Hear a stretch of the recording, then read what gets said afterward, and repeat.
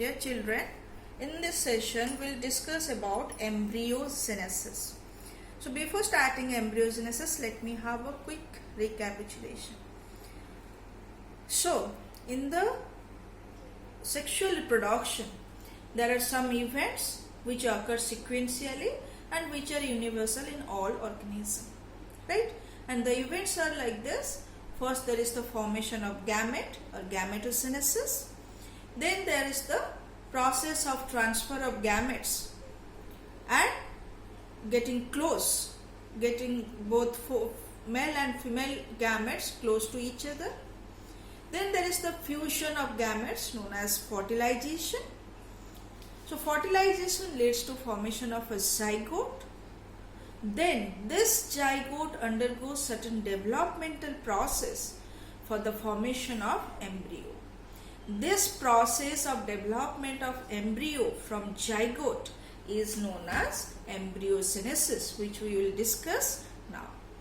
So how this embryogenesis takes place, or how the embryo is formed from zygote.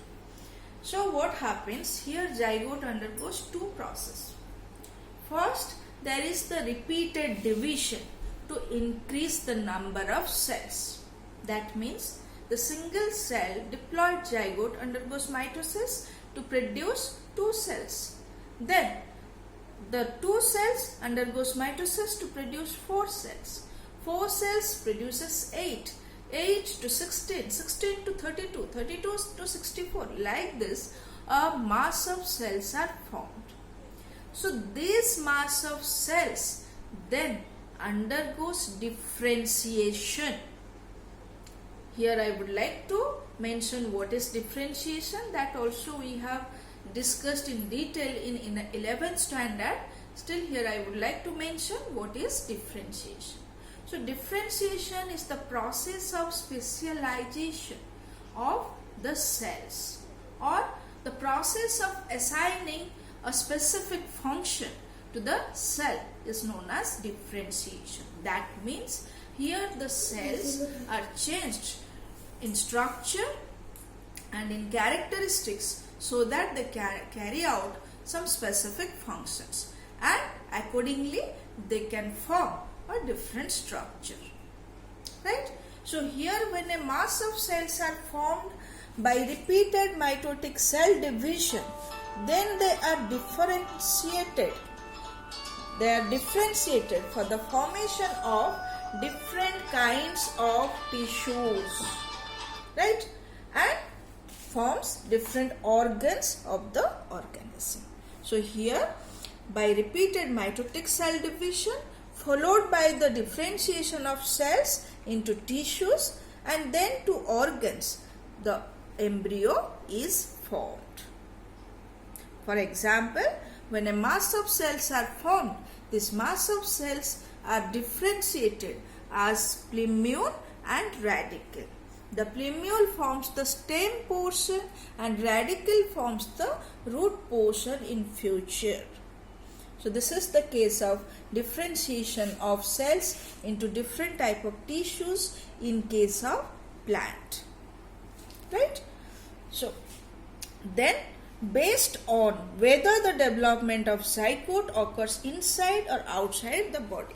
So this kind of development of zygote to the embryo may take place inside the mother body or may take place outside the mother body, right? So according to the place where the development of zygote takes place, the animals are categorized into oviparous and viviparous.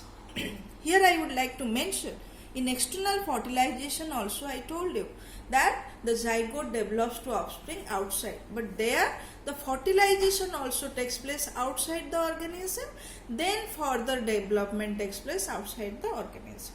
But here the fertilization takes place inside the mother body. Then this fertilized egg are laid down, right? Laid down to the surrounding where it hatches out, where the egg hatches, where the offspring hatches out of the egg. So this kind of organism are known as oviparous, which lay egg, and the organisms, the offspring organisms, come out of the egg, right? And another category is viviparous. In this case, the internal fertilization takes place, zygote is formed, and zygote leads to the formation of embryo, and the embryo remains under the maternal care and under the protection of maternal body. They are known as viviparous. And after certain period, after certain growth, the offspring or the organism gives birth, delivers the baby. So the offspring takes offspring born from the mother body. So they are known as viviparous, right? So let us discuss the differentiation between oviparous and viviparous,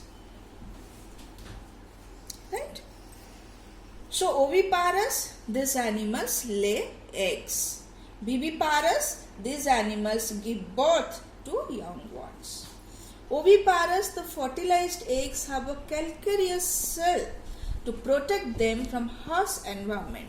When the egg is laid down, the fertilized egg is laid down by mother body, that gets protected by means of a calcareous cell, remember, to get protected from harsh environment. And the young one hatch out after a period of incubation. But in case of viviparous, the zygote develops to embryo, which is protected inside the mother's body. Then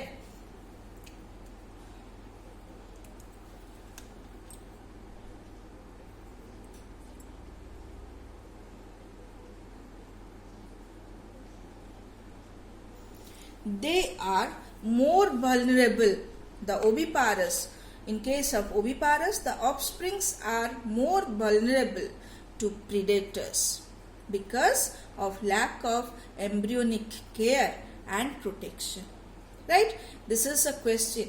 Why the offsprings are more vulnerable in case of oviparous than viviparous? Because in oviparous, there is no embryonic care, no maternal protection. But in viviparous, the chances of survival of young one is more. That means they are less vulnerable to predation because of embryonic care and protection. This is also asked, why the chances of survival of young one is more in viviparous? It is because of maternal care and maternal protection given to the embryo, right? Then coming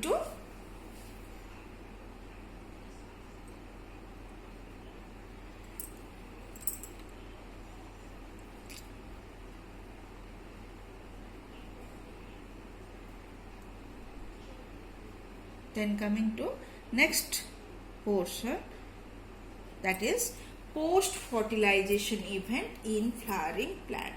So in flowering plant, what happens? Already I have explained you that the fertilization takes place inside the ovule that is present inside the ovary. So after fertilization, the zygote formed inside the ovule develops to embryo.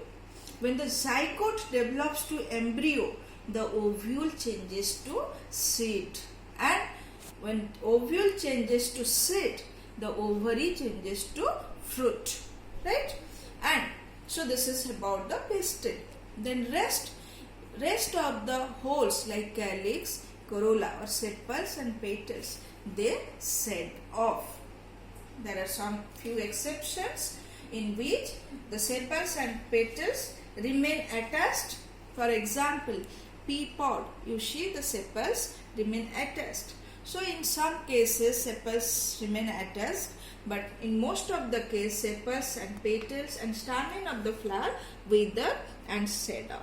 But pistil remains attached to the plant. So these are the changes. Zygote develops into embryo, fertilized ovule becomes seed, and the ovary becomes fruit with a thick wall. The ovarian wall changes to the wall of the fruit known as pericarp. Then sepals, petals and other parts set off. So these are the post-fertilization event in flowering plant, and this is a 3 marks question, very important question. Then the last question, that is differentiate between asexual reproduction and sexual reproduction. So in asexual reproduction they are always uniparental, I have already mentioned, but sexual reproduction these are biparental. In asexual reproduction, no fusion of gametes, but sexual reproduction involves fusion of gametes. Asexual reproduction takes place because of mitosis, I have already explained, but sexual reproduction involves meiosis. Asexual reproduction, offsprings are genetically and morphologically identical to parents and termed as clones, I have already explained, but these are not identical. Asexual reproduction maintains the parental characters for generations, but sexual reproduction plays a vital role for a variation leading to evolution. Asexual reproduction is a simple and fast process, but sexual reproduction is a complex, slow and elaborate process. This asexual reproduction is usually found in single-celled organisms, in plants and animals with relatively simple organization, that means lower plants and few lower animals. And it is sexual reproduction is common in higher animals with relatively complex organizations. So that is all about this chapter. Here the chapter is completed. Thank you.